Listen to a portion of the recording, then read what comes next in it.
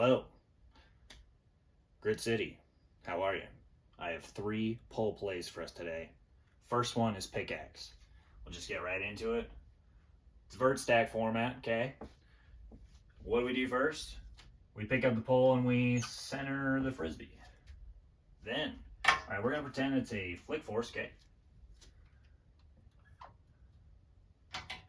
And as always, we're not gonna go too fast. We need to wait for things to develop a little bit. We need to make sure we're completely set, and we need to make sure we figure out what the force is, okay? But once we are there, this is what's gonna happen. We're gonna have this cut from the front of the stack go to the brake side, and that's what we're trying to hit. But at the same time, we're gonna have this cut from the top of the stack to the open side.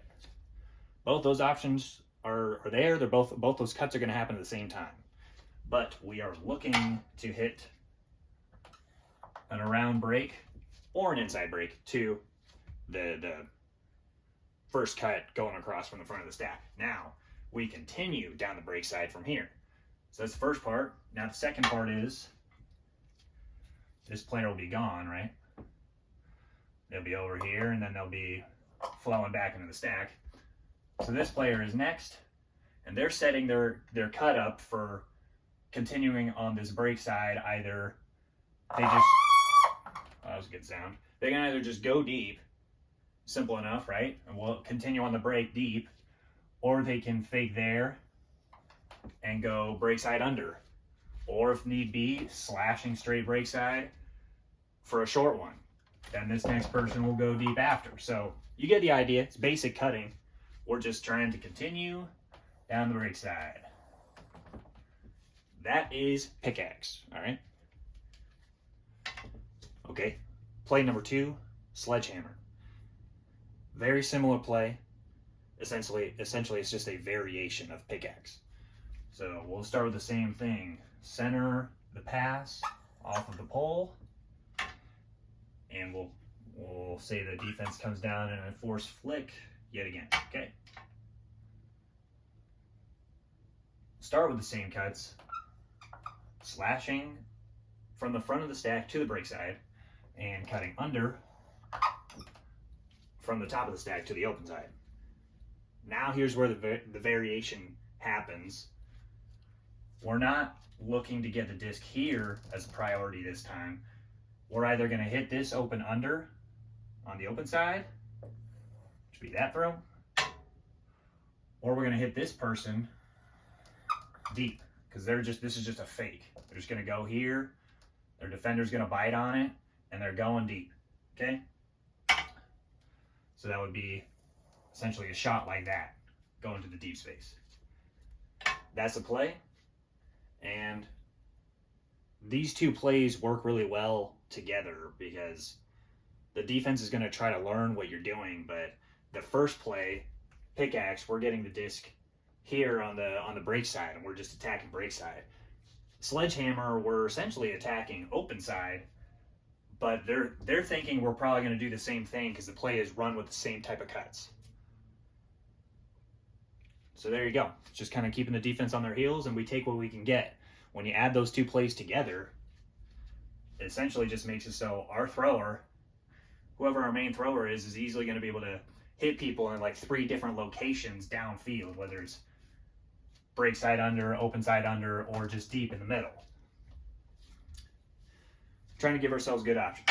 Okay, that's it for play 2. Okay, our third and final play of the day, dynamite.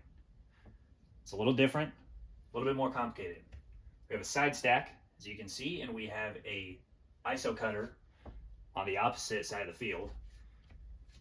And first thing we're going to do, center the disc as always, and let's say yet again that it is a flick force. Okay, there's that mark. Now, this reset handler needs to, we want them to always be set up on the opposite side of the side stack. So they're going to be set up on this side of the field. And then they can adjust their position based off of the force. So here, if it's a flick force, they're on the brake side. So we want them to come and set up right here once we recognize the force. Okay, approximately right there. But captains can discuss a little bit more about that. Now, the disc has been centered. Reset handle is now right there.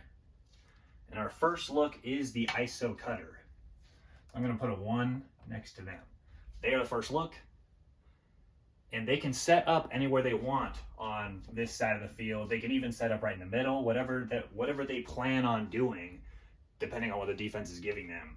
And this person will be one of our best O-line cutters, and they'll be one of our fastest O-line cutters. And with expected defense, the defense to be clogging the area underneath or here on this side of the field, and then their defender's probably going to be pretty tight. There's probably going to be someone over the top. What we're going to look to do is just have them jab in the middle and go deep. Unless they are given something else where they could easily get the frisbee, this is the move they are going to make.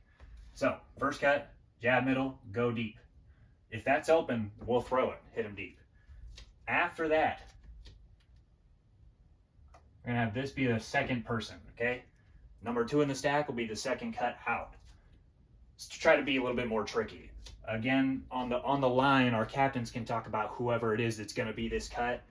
They could be someone from a different position, and that's fine. But as a standard, we're going to have like this be the default, or it's the second person in the stack is going to be the sneaky cut out of there, and they're just going to jab all the way across. And on this jab across, the thrower can hit them anywhere they want along that line. Like they can hit this big open side lane, that easy space, hit them right there, or we can wait for them to continue across and hit and around backhand, or just hit them on the break side, okay? So that's the second cut. Third look, if we don't get the disc to either of those players, is the reset, because we got to be smart and we can't be spending a whole lot of time looking downfield. So then we'll look for them, and with them being on the break side right here, they're most likely going to make a cut that's just an upline cut, right? Or if their defender is poaching off, which they most likely are, when they see this person cutting across, like their defender's probably going to go out there. Then what do? We just easily have our thrower just throw it directly to our reset. Okay? That's the play. We're trying to make a lot of space and make things